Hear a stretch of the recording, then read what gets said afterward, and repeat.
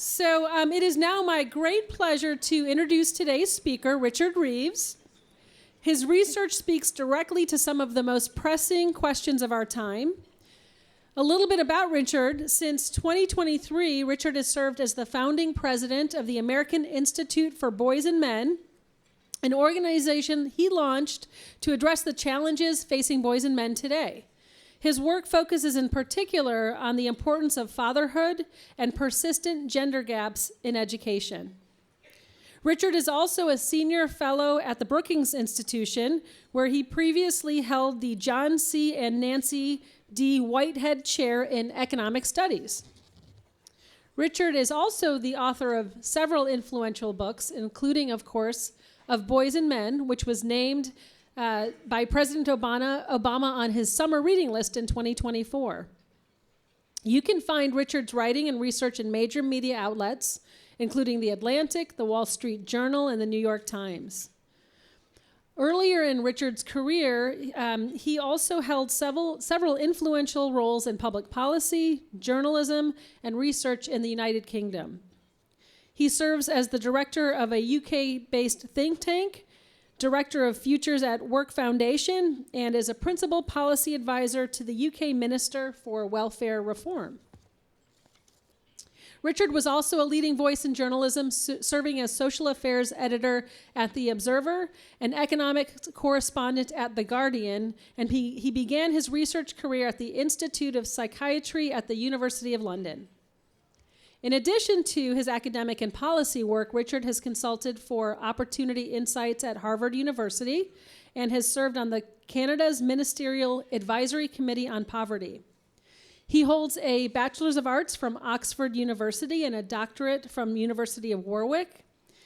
His work not only has been informed by his academic background, but as you'll hear from him, also his personal experience as a father, which continues to shape his research and his perspective. So we are really excited to hear from him today. I'm going to call Richard up to the stage, and I'll start with a few questions. But again, please think of questions. We want this to be very participatory, and we look forward to your questions.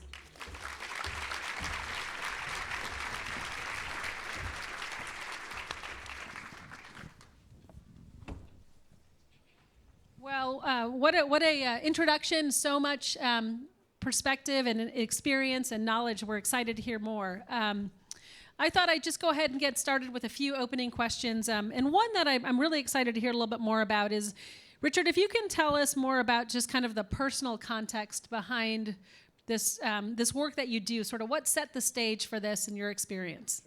Sure, I will. First of all, thank you so much for having me, and to all the sponsors. You've already outed me as a recovering Brit.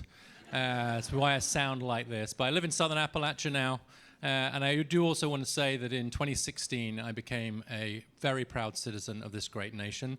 So thank you for having me from the bottom of my heart.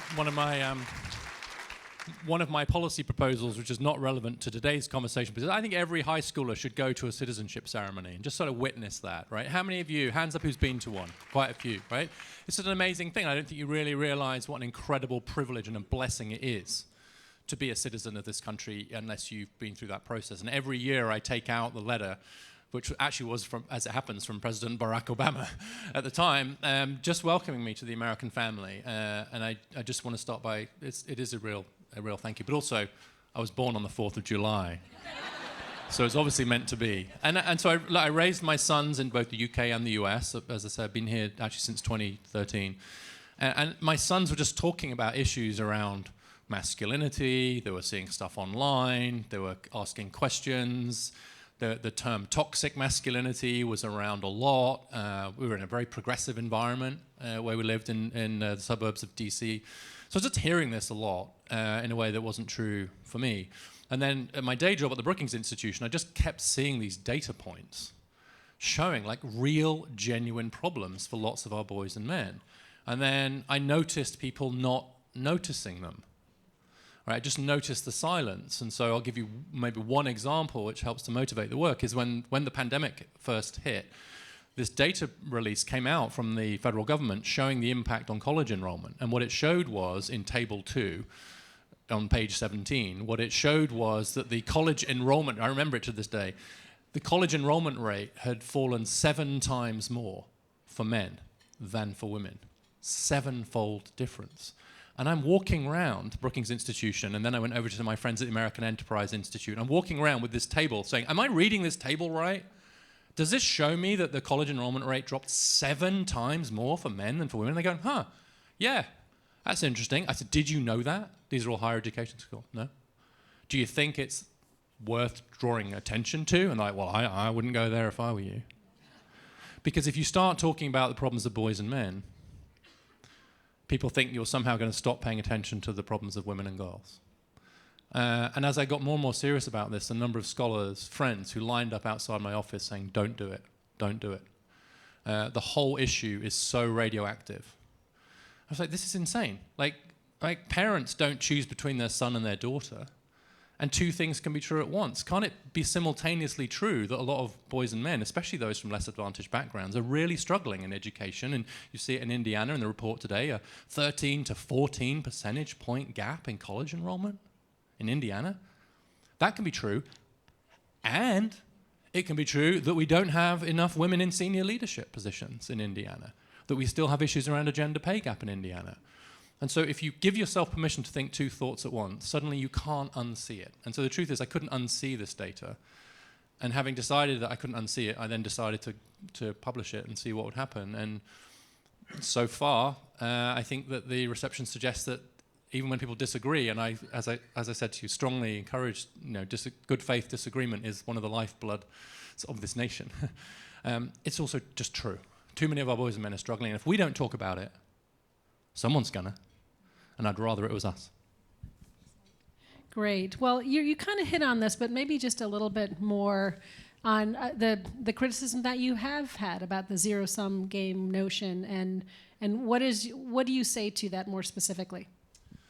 Yeah, I mean, I think my experience has been that in practice, as long as you base it on the facts, right, and you're faithful to the facts as much as you can be, and you do make sure that it's not framed as somehow zero-sum, right? That to do more for boys and men, we have to do less for women and girls. If you do that, actually I have found that the overwhelming majority of people want to talk about this issue. Of course, there are the fringes. So I'll just give you one example. I'm very interested in the issue of male teachers, right? We've seen a 10 percentage point drop nationally in the share of K-12 teachers who are men. And actually, I sometimes think that the thing that I've really done in the last few years that's had the most impact is to, in the shape of my middle son, produce a 5th grade teacher in Baltimore City, Maryland. I'm thinking, if I haven't done anything else, I've done that. And I love it. And actually, he teaches 5th grade. It's a very low-income school, mostly Hispanic, so they call him Senor Reeves. And I'll share this story with you with his permission. He actually they have the choice at the end of every day to arm wrestle him. So they line up and arm wrestle him, and if they beat him, they don't have to do their homework assignment that day. But they're 5th graders, and he's 6'4", so they never beat him. There was one girl who got close last year, apparently, but no, he's like 1,763 for 0 or something. And the reason I tell that story is because I think that's just awesome. And I'm going to risk saying that it's just more likely that a guy would do that, right? And I'm not saying anything bad about female teachers, don't misunderstand me, but we want representation to matter, right? So more male teachers, good. Josh Hawley, who is the senator from Missouri, he wrote his own book about men called Manhood, and he took issue with some of my proposals. But he said, but I think maybe he has a point about male teachers. Actually, more men in the classroom would be good. That's Josh Hawley.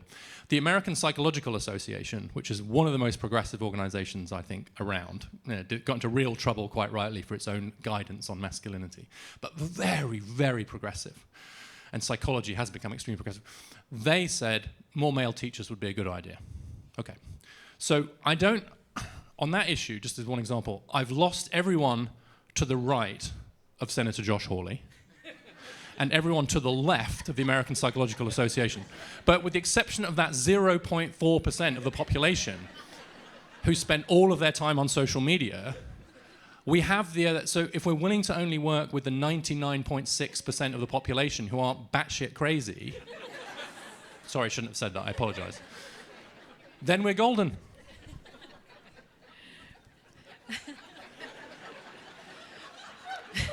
Very good. Yes, that deserves a round of applause.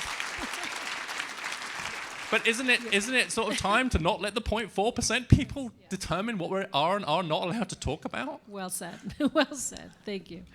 I want to go a little deeper also on some of the drivers that you see that you speculate are the reason for this lagging and what we might do to address them. Yeah. Well, I don't think there's a single cause. You'd expect me to say it's nuanced, it's complicated, and we need more research. But we do. I think the education system, which is what a lot of the focus in the report today from Sagamore is about, the education system has inadvertently become less boy-friendly over the last few decades. I mean, inadvertently. It's not deliberate. There isn't some feminist conspiracy, right, to do the boys down. But I think a few things have happened. Fewer male teachers, that does matter. Decline in extracurricular activities, especially for boys, that matters. There has been an underinvestment in more applied forms of learning, and I know that's something, Katie, you and your colleagues are really working on here, but that's also not great for boys. Boys do seem to do, on average, a bit better with more applied forms of learning. And boys also mature a little bit later than girls, especially in adolescence, and that hasn't really been obvious until recently, but they're just a little bit younger, right? And so you put all those things together, then what you end up with an education system that's just not serving our boys very well. And I'll risk saying that sometimes in educational institutions, I really felt it with my own sons. One in particular, not the one who's a teacher now, another one. He was really a square peg in a round hole. And as a parent, I thought my job was just to ram him it, just say, that's just the way it is. And I was so wrong about that. His just learning style was difficult. He was getting diagnosed with ADD and all that. And I'm not saying that there weren't some real issues that he faced, but I'll risk saying that I think in too many of our educational institutions, we inadvertently treat the boys like malfunctioning girls. We have an implied default learner about how long they sit still, pay attention, what they're interested in, etc.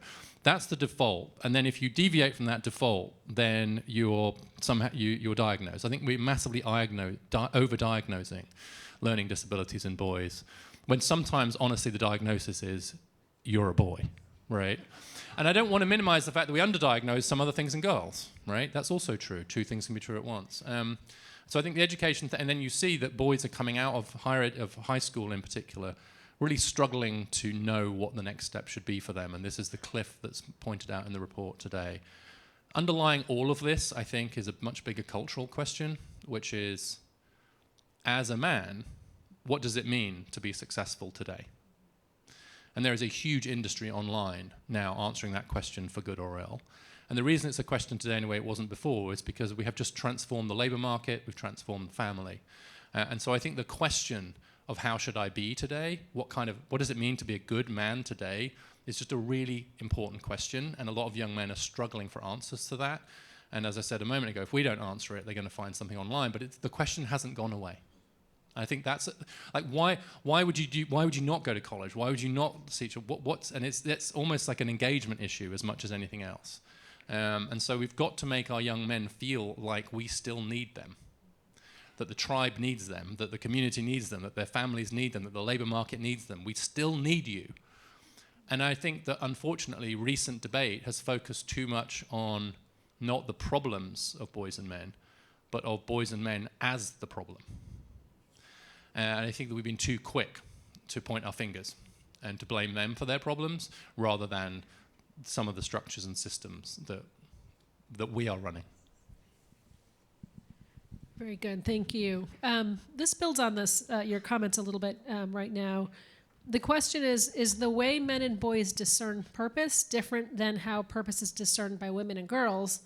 And a related question from the same author is, isn't this ultimately a conversation around purpose? Yeah, that's a great question. I think it is. And I will say that the work on this is fiercely non-partisan, if I can put it that way. I think I love the fact that the people who are doing this work seriously are not doing it for partisan reasons. So I'll point out that as well as the work in Utah, there's some work in California. And the California work is actually called Path and Purpose, specifically looking at that issue for like young men, calling them to service, etc. It is true that every society has to find a way to help boys to become men. It doesn't happen automatically. And there is a bit of a gender difference there. I think that it's important to be honest about the fact that this question, does the tribe need me? And I'm not saying it's being asked explicitly, but just this kind of question like, am I useful? Am I needed? Is a question that's on the mind of every young man, whether they know it or not. And every human society is engaged in a contest for the allegiance of its young men. Young men want to be allied to some cause, to the tribe. And if we don't win them, someone else will, right? Or they just check out altogether, right? And so I do think this question of purpose is a bit different. It's a bit gendered. I just think at some very, very, very deep level, the question of whether the tribe needs you is not one that is asked as existentially by women as it is by men. Because historically, only 50% of men have reproduced. Almost every woman has reproduced, but only 50% of us guys across history have reproduced. And in every sci-fi movie and every sci-fi story worth its salt, they send twice as many women as men to the planet that we're going to, because we just don't need as many men. And so this question of like, what do we need men for, is a deep cultural question. And I fear that for the best of intentions, we've kind of backed away from that.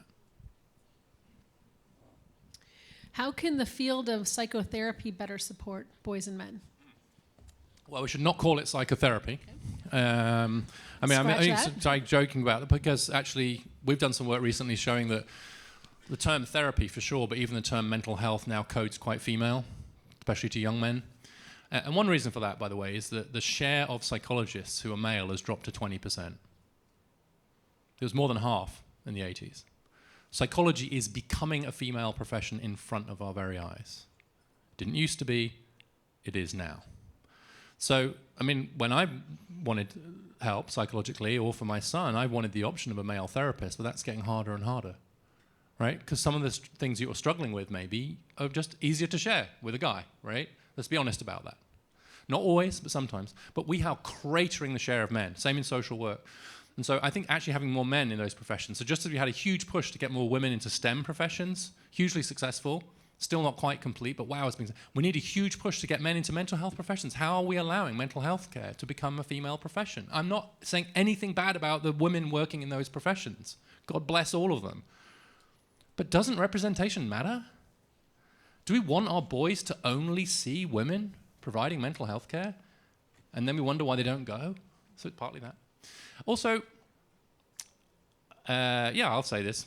It is true that, I don't think about where we're sitting now, but on average, women are more comfortable communicating face-to-face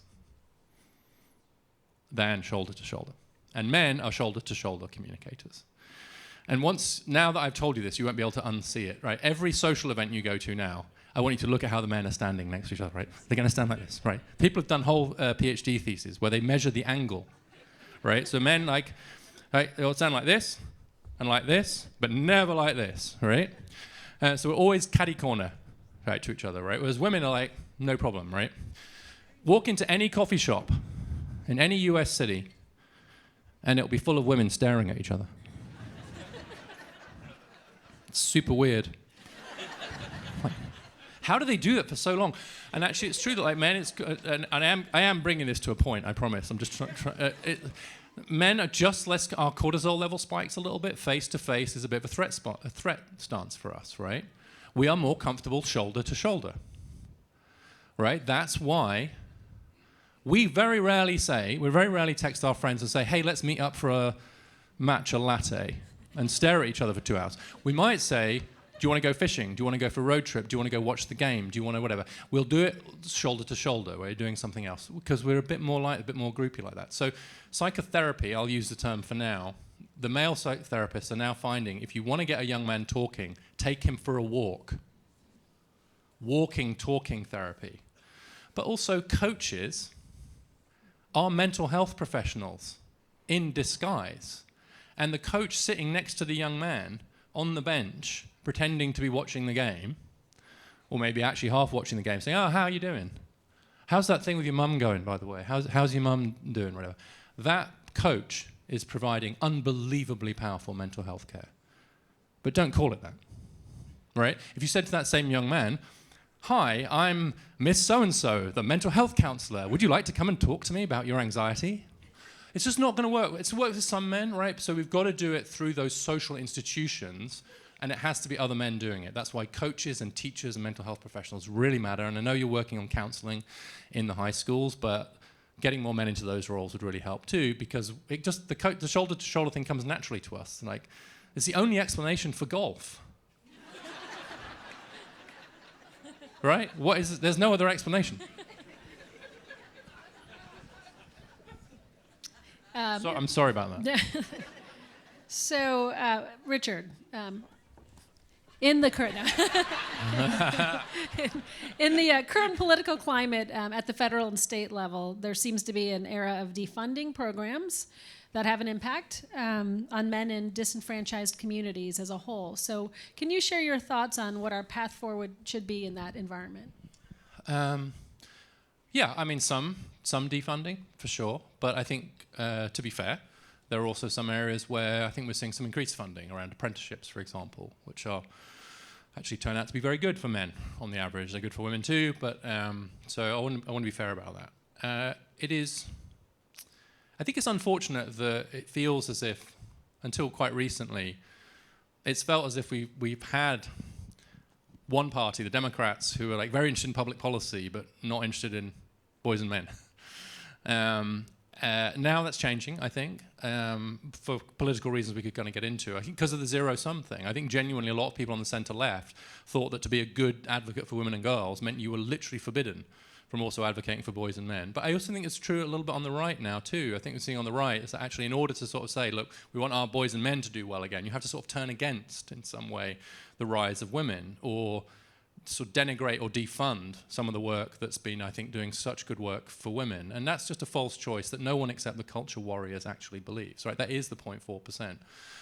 The rest of us really do want to do both. The rest of us know that it's not mission accomplished for women and girls, but we can see it with our eyes that there's also stuff to do for boys and men. So the thing that gives me hope on this, actually, is that at the state level, including here, but in many other states too, there's just serious people wanting to do this seriously, right? They're not doing this for culture war reasons. They're not doing this because they want to go viral on TikTok, you know, raving about something. It's because they actually want our boys and our girls to do better.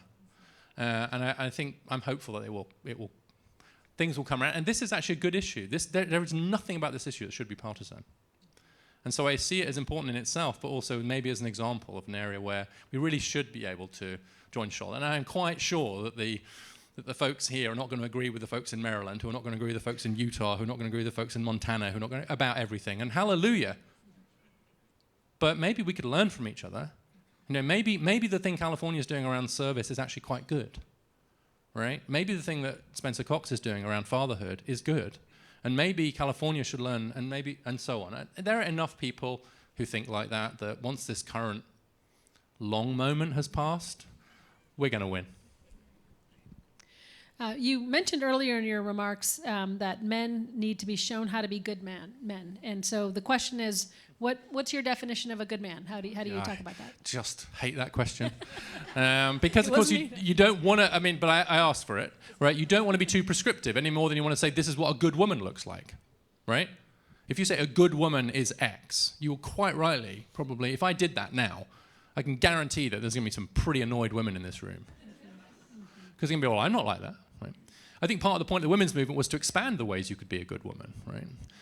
And so we shouldn't make the mistake of kind of narrowing our definition of what it means to be a good man while we've expanded the definition of what it means to be a good woman. That said, I do think that, and this is really important back to this point about being needed, the best definition I've been able to find just in the history of this question of what a mature man looks like, right? How you make that transition to mature masculinity, is that when you are giving more than you get to the tribe, you are generating a surplus. In almost every known human society, that's been the marker. And you've usually gone through some sort of rite of passage, which is saying, okay, now that you've gone through that, you are now going to contribute more to the tribe than you're going to take from it. No one expects a 9-month-old or even a 4-year-old to contribute more than they get. But by the time you're 18, you're going to be bringing more meat or more money or more energy or more safety or something to the tribe than you yourself need. And of course that's true for women too, but for women, because of their reproductive role, actually they almost have a kind of baked-in contribution to the tribe. They are going to produce the next generation. And so for men, it's always a little bit more socially constructed, a little bit more generated. So in other words, it's more of a cultural task for us. And so it's more of that. Now how to do that, I'm not going to say, right? I'm not going to say this is how you do it. But I am going to say to every single boy and young man is you're not actually a man until you're giving more than you get. That doesn't mean you won't need other people at certain times. It means over the course of your lifetime, it's like you need to be paying more in than you are taking out, because that's what the tribe needs from you. That's great. Thank you. I love this question because it's signed as you can see, I am a man. I have really bad handwriting. And the question, though, is as a recovering Brit, what do you think Brits or other EU countries are doing right or wrong in this space? Well, first of all, gender stereotype right there. Guy, why have you got such bad handwriting? You're just letting all the guys down, right? Bad handwriting. Sorry, what was the question again? I got distracted. As a recovering Brit, what do you think the Brits or other EU countries are doing either right or wrong, if you have any feedback on that? It's hard to draw too many lessons across these different cultures, to be honest. I do think that the UK has done a better job of not letting this become so politically polarised. Right, it's the Labour government in the UK that has done the first ever men's health strategy, and it wasn't controversial. So that's the centre-left government. It's really interesting how in the Scandinavian countries, which are famous for their gender equality, there is a lot of work going on boys and men now. And again, it's not that controversial because people are like, well, we know that the Norwegians don't hate women, right? And so when they do stuff around, but here I think it's still a little bit more contested. And there's this fear of being seen as a misogynist in the US that I just don't think applies elsewhere. So I think the politics is a little bit better. And I will say that those countries that have invested historically just more in vocational training, they have smaller post-secondary gaps. And the reason for that, I think, is because on the average, those forms of that technical high schools and vocational training, they're really good for boys and young men. They just are. And I think now see that as a feature, not a bug. And that means we should lean harder into those. It used to be, like I used to argue with the last administration about apprenticeships because they would say, well, we're not sure about apprenticeships because it's like 85% male. And I'm like, yeah, but have you seen the college enrollment numbers? Right? I mean, like, we'd have to increase our apprenticeships by a scale of 1,000 to get close to matching the gender gap we see on college campuses. And we're never going to get back to 50-50 on college campuses. So why are you seeing the fact that apprenticeships seem to appeal to men as a bad thing? Why isn't that, again, a feature, not a bug? And the countries that do invest heavily in apprenticeships and CTE, etc., typically have smaller gender gaps in overall outcomes. So I think there's a big clue there. One of the questions is about what role should or could single-sex education play? And has the decline of these choices impacted this issue? Do you think that they're talking about secondary or college? It actually said, well, it didn't say, so. Okay. Secular or non-secular education didn't say secondary or primary. Yeah. So at the secondary level, the evidence for the improved academic outcomes from single-sex education just isn't there. Doesn't mean it's not true, but we just don't find strong evidence for it. But it's really old evidence. I think it predates a lot of these gender gaps that we're seeing. And I also think it comes back to maybe one of your earlier questions, which is about what are we talking about here? Are we just talking about SAT scores or like test scores, or are we talking about what kind of person are you? And I've come to believe, and obviously Scott's here from Wabash, I've come to believe that single-sex institutions for boys and men are probably a bad idea under conditions of sexism. I think if you've got quite a sexist society, then warehousing off the boys and men to kind of learn how to be better patriarchs is not a good idea. And that's still the knock on these spaces. But actually, I think something completely different is happening now, which is that actually in a single-sex space, you might be able to help the boys and young men develop the relational skills and the soft skills that will be required in a more gender-equal world. And so I think there's an irony here, which is that single-sex spaces might be better suited to the more gender-equal world we've got now than the one we had in the past. And to the extent I can see research on this and what I hear, and I'll share, I won't say who said it, but we were talking about Wabash over drinks earlier, and one of the ladies that was present said that she went to IU, but that when they went to events at Wabash, they felt like princesses because they were treated so well. The men were so kind and they were kind of nice. And I was like, yes.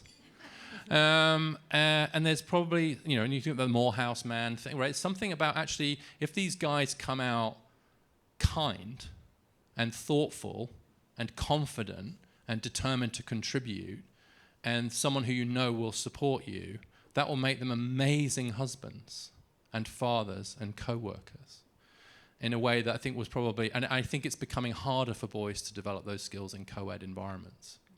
You just see they're just less engaged in school now, and they're more likely to retreat. So I have no evidence for all of this, but I think there's a weird paradox here that the time might be better now for single sex. And I think, Scott, you would say that that's what you're hearing from some of the parents. And the parents of daughters are looking for husbands and partners for their daughters. And if they come from a single sex college, maybe they'll be better. Maybe. Richard, how have men and boys' failure to launch impacted women and their happiness or desire to create family or any other impact? Well, speaking as a woman,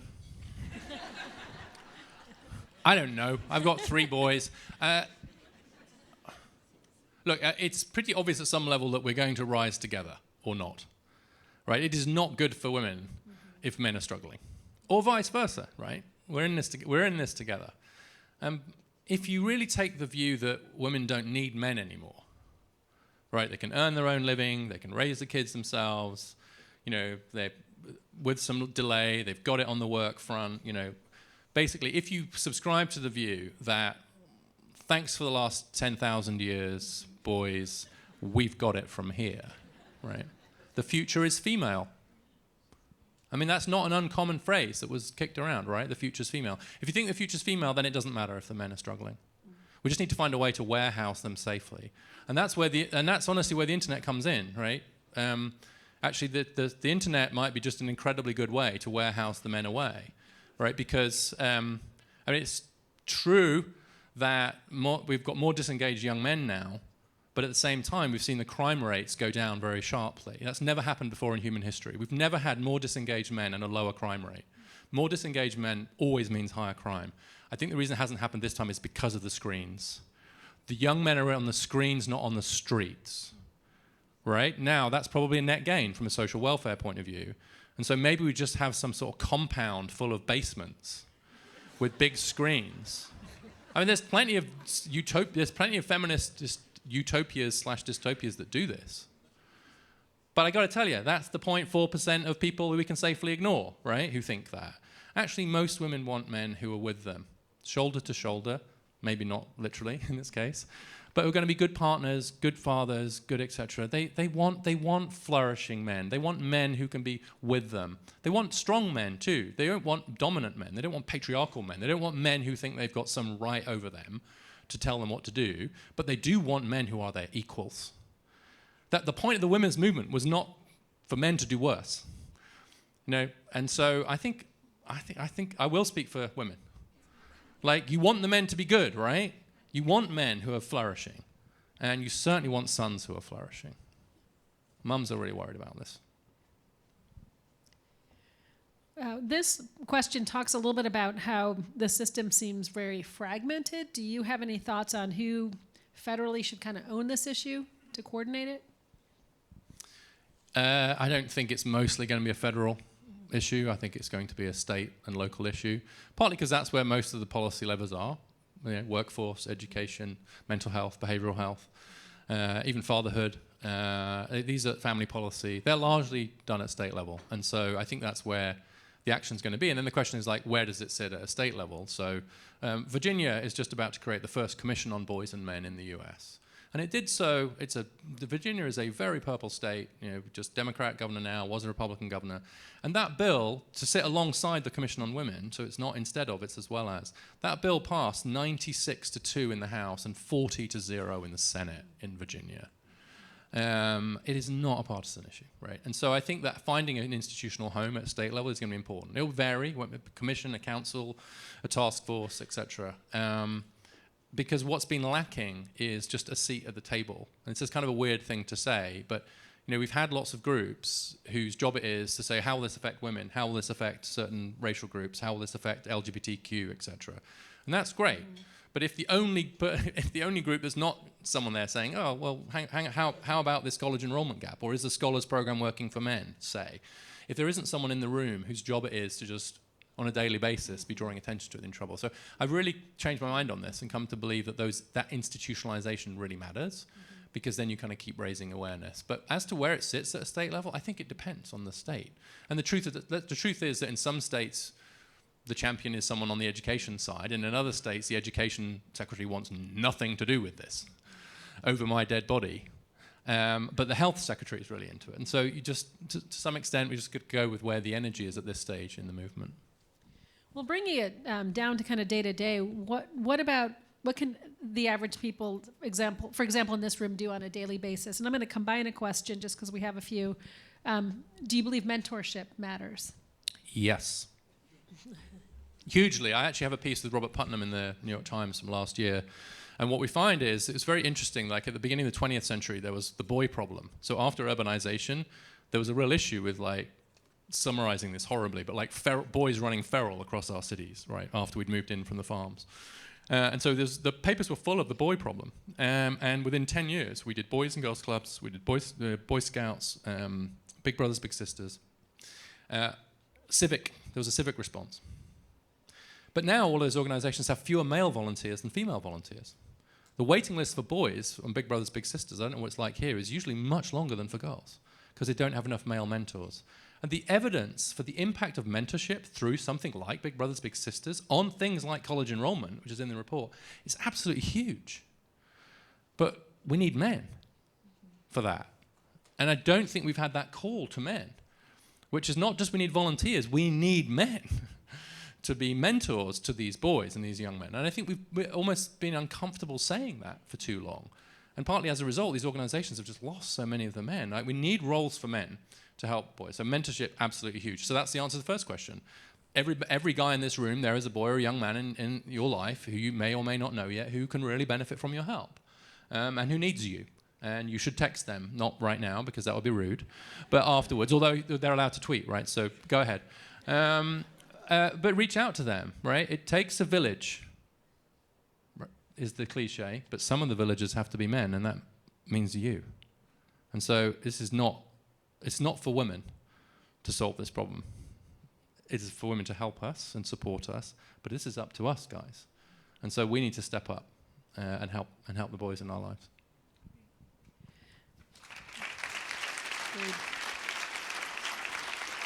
This audience member wanted to ask if you can speak about building or repairing the relationship between men and women. Oh, I see my role as more like breaking it down, like being provocative. No. Repairing the relationship between men and women. I've never had that question before. That feels a bit above my pay grade, to be absolutely honest. It's okay. I do think there's a problem. There is a problem with dating among young people. There's no question about that. We've got to find a way back to a world that recognizes gender equality is here to a very large extent and here to stay, but which doesn't send the men scurrying away. Scott Galloway, who writes a lot about this issue too, very often cites this statistic that 45% of men under the age of 24, I think, have never asked a girl out in person. We're seeing dating has collapsed in high school. It's halved, roughly. And there's good and bad to these, like all social trends. But the loss of relational confidence among young men, I think, is a really huge part of the story.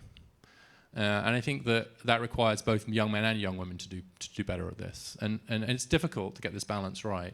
But the evidence so far from outsourcing our dating and mating to the online platforms has not been very good, and especially for men. Like, the evidence suggests that about half of the men on those platforms never get a single match. And so you're just reproducing the inequalities that human societies used to have, which is a small share of men who are attracting a disproportionate share of the women, which is what we used to have in previous societies, but it's incredibly dispiriting and demoralizing for the men. And I think it just leads them to retreat. And we haven't talked about pornography, we haven't talked about game, and I just think the internet earlier, and I made that sort of slight joke earlier, but I think it has given men a place to retreat to. And the question is, why are they retreating so much? And so there's a responsibility on both young men and young women here to have a lot more grace and to assume the best of each other. I see a lot of young men and young women blaming each other and not thinking the best of each other anymore, and there are a few things that make me sadder than that. Several questions along this line of where do you see the intersection of addressing the problem of boys and men and addressing the problem of girls and women?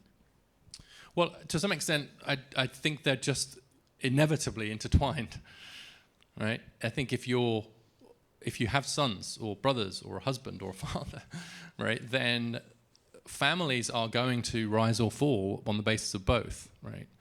And so I just don't see it as that trade-off in that sense. But I will make a broader point, which is maybe a bit of repeat, which is we've simultaneously got to keep pushing on the rights of women, as well as doing the work for boys. We're about to publish a piece from Deirdre Henderson, who's the Lieutenant Governor of Utah. And she spoke at an event around a similar report that was done there. And she said when she joined the Republican caucus in the Senate in Utah, there were more men called John than there were women, right? And she said she fought so hard and so long to get more women in. And she said, because actually if it's almost all men, it's like only looking at the world through one eye. You're only seeing it through one eye. She said, but now I've come to realize that we could also make the other mistake. And we could not look at the problems of boys and men, which would be like not looking out through the other eye. And as a woman who's kind of fought hard to get to that position, she's simultaneously saying we have got to do more to get women into positions of leadership. We've got to do more on the gender pay gap. And we've got to do more on the fact that our boys aren't going to college and that the suicide rate among young men has risen by nearly a third since 2010 and that male wages have been stagnant. Right? We can do both. And so I really do think that the right leaders and the right people are getting the fact that you've got to do both. It's no longer a choice. I think if we're serious about our whole economy, our workforce, our families flourishing, the idea that we can only focus on one of the genders is unbelievably poisonous idea. Well, I'm going to end it on one very easy question, which is how do we get a copy of the study that was handed out to Econ members today? So we'll follow up with you offline unless you can answer that. The Sagamore Institute website. We'll make sure. I think there's some physical copies around as well, but that's just the beginning of the work. And I do want to close by thanking the Sagamore folks and everybody who helped to make this happen. The work in this space is so important. If we don't do better by our boys and young men, it will not be good for any of us. Not for our employers, not for our schools, not for our families. We all know this. And we all know that we're not getting this right. We can see it with our own eyes. And when we felt too afraid to say it for some of the reasons we discussed earlier. And so if we have states and we have leaders and we have think tanks, we have people like you in this room who can help go out and say, hey, did you know this is also true? And there's a permission space around this. And have a joyful and positive message about our boys and men. That's how we change the world. What a great note to end on. Thank you so much for your leadership.